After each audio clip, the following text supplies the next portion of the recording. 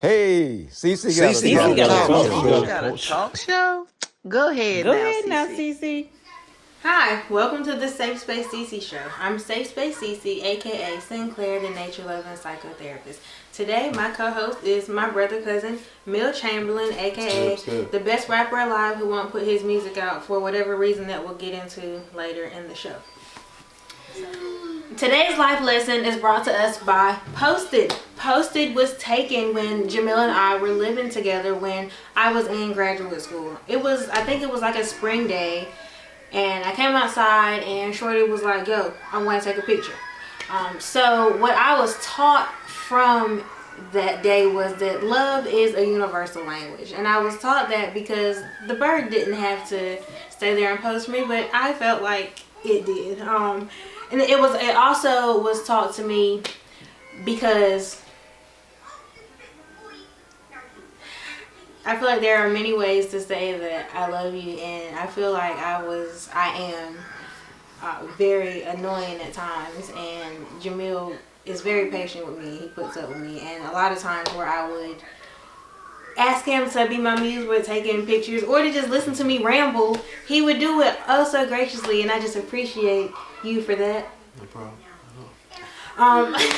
So I realized in my last episode, check it out. I realized that I didn't really talk about myself, so I do want to just point out that in my book I talk about nature, and in my blog I talk about myself, so I don't really want to talk about myself a lot on the show, but I recognize how if I'm saying let's work through our trauma together, I should say a little bit about me. So I'm learning as we go, so I will do better. So growing up, I talk about how I feel like I had like emotional trauma, like I wasn't my emotional needs weren't met how I needed them to. So I called Jamil my brother cousin because we are cousins, but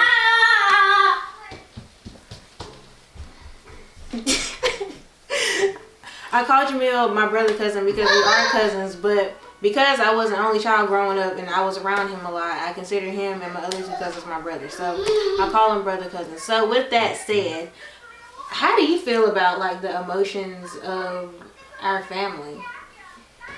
I feel like our family majority of our family didn't show like a lot of emotion.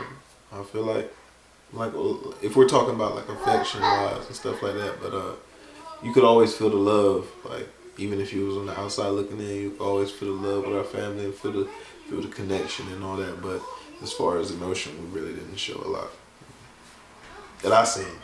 I ain't trying to say that we were like cold-blooded people, but What? just guarded people that showed a lot of love. That's basically what it seemed.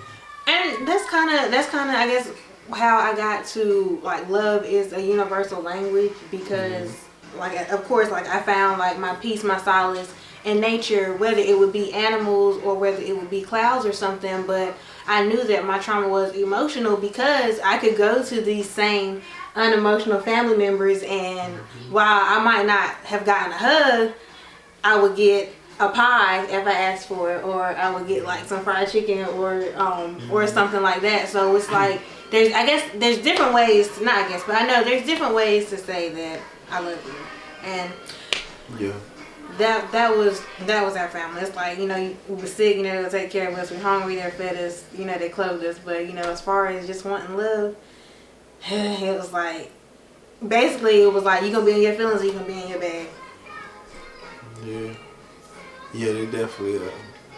Like I said, you could definitely feel the love. You knew the love was there, but it wasn't like they were just all hugging up on us and all that throughout the day and stuff like that. No. So how do you feel like the lack of emotions that we displayed growing up, how do you think that's contributed to who you are today? It definitely grows you to be more guarded as you get older. Like more like know how to guard your emotions, or things like that. Sometimes you can come off emotionless in ways because it's the norm for you to not really get that emotion side all the time from just growing up. So you really learn that about yourself when you just meet new people and you get to that stage or that phase with people where emotions have to be shown and stuff like that. So it could go both ways. It's kind of one of them things where it's healthy and unhealthy at the same time, I guess. You know. So, you're a father. Mhm. Alright. So again, with the way that we were taught emotions, how do you feel like that's contributed to the role you have as a parent? You want me on camera? It'll soften you up. It'll soften you up a lot. I got a boy, so I mean it's a little different because he's kind of rough. He don't really be up on the mushy side with me. He don't let me do all that. So it's in that regard, it just soften you up just knowing that you're a kid. Come here. Oh. Let's see how this goes. Yeah, I'm big. Look, Mari. Look. You see the camera there? Okay. Please don't get down. You weren't shown how to be a father. You didn't have that example, like directly in the house. How has that affected? How do you feel like that's affected you today? It affects you a lot because it's a lot of stuff that I probably still don't know that I could have learned at an early age. Some guys learn when they have grown up with a dad and stuff like that. I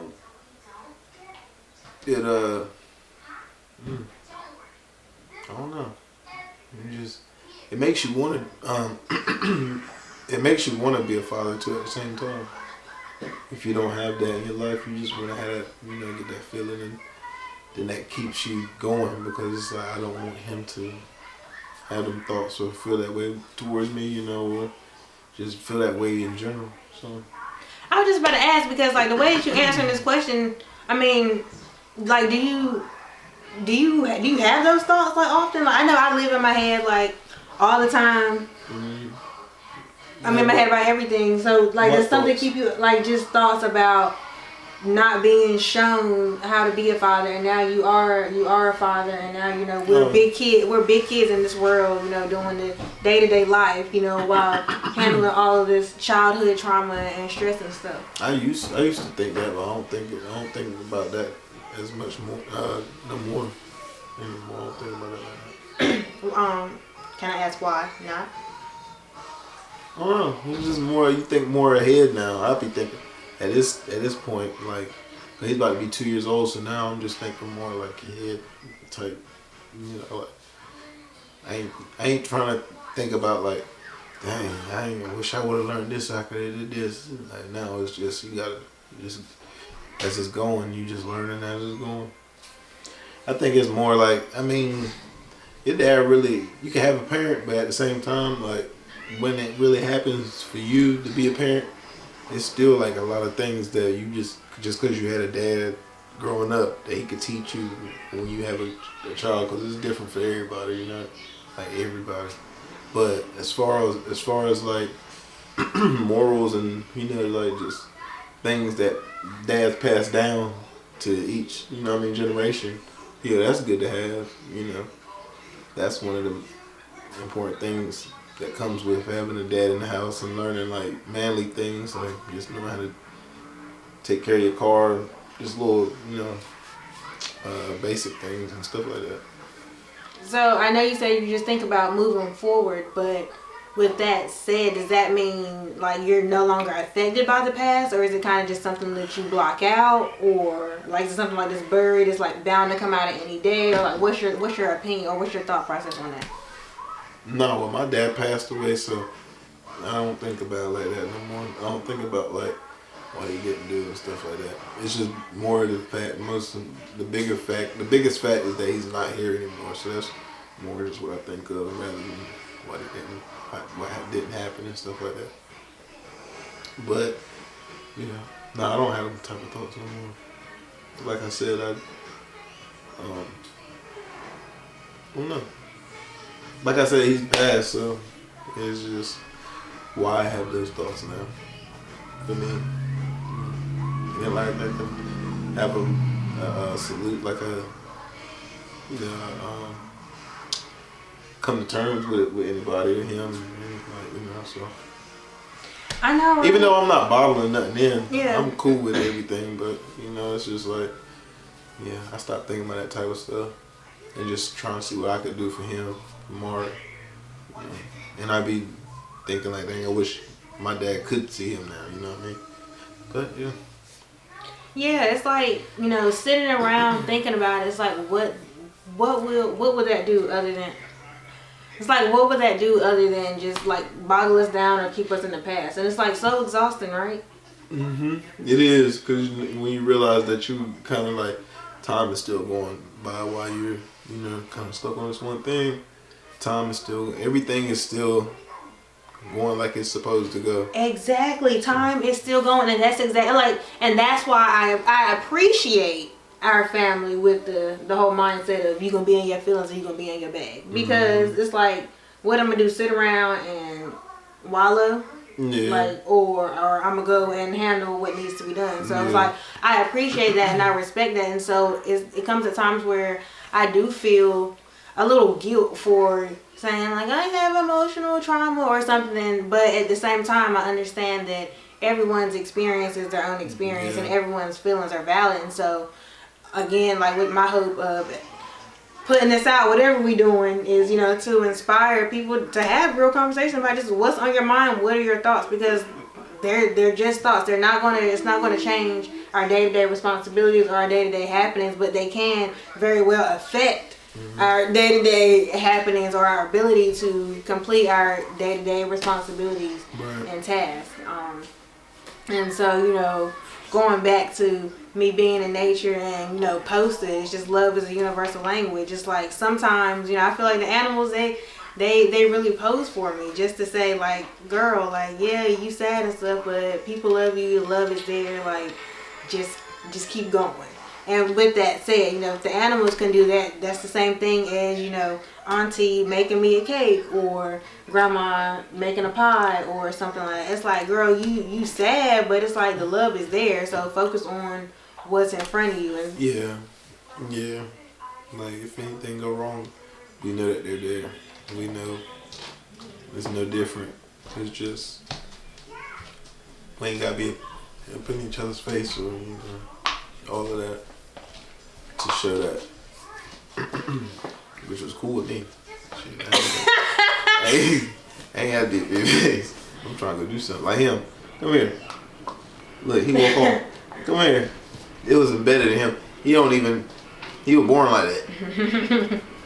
He don't even that down. He don't shit. He don't call me unless he need me. Already. See? But, you know, our family, I've realized, like, lately with the not reunions, like the family gatherings and stuff, everyone does tell each other they love each other. I don't remember that when I was younger. I don't even remember a lot of people saying I love you coming up like that. Like I said, I could just feel it. So I didn't have to worry about, like, hearing it a lot.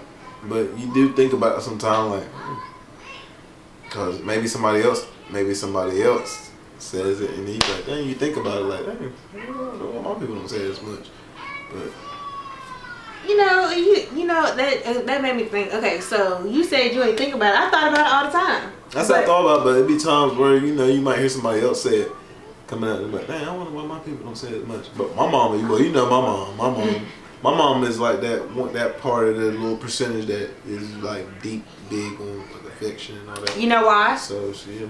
You know why? She's emotional like me. She a crybaby. Yeah, You a crybaby. Yeah.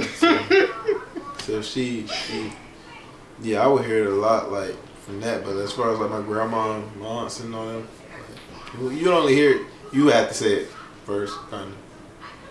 But it ain't like. It ain't like. I don't know. It's kind of. It's. It might be complicated when some people hear that, but.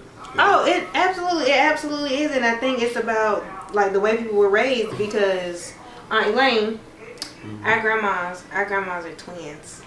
Rest in peace, Aunt Doris.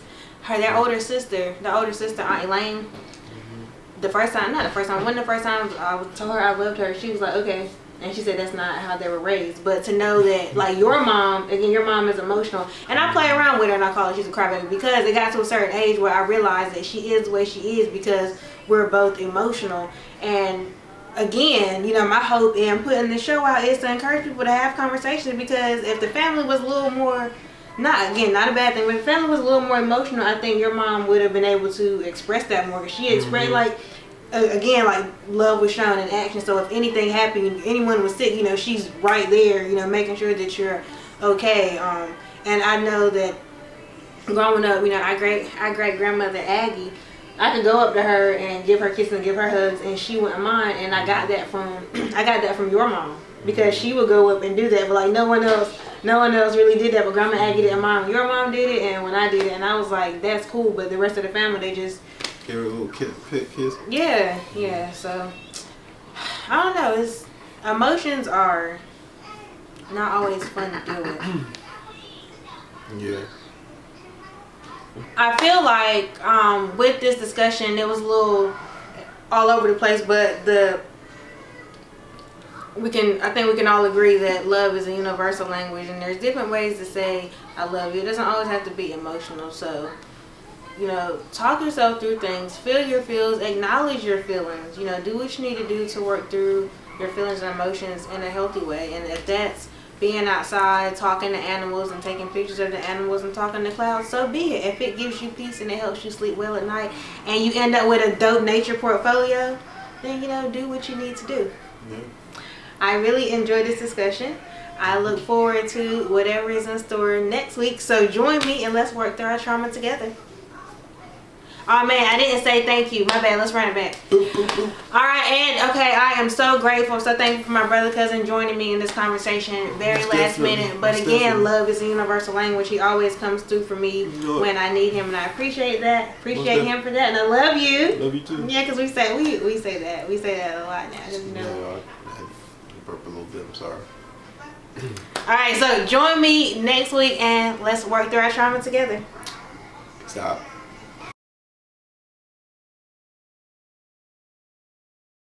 The Safe Space Sisi show.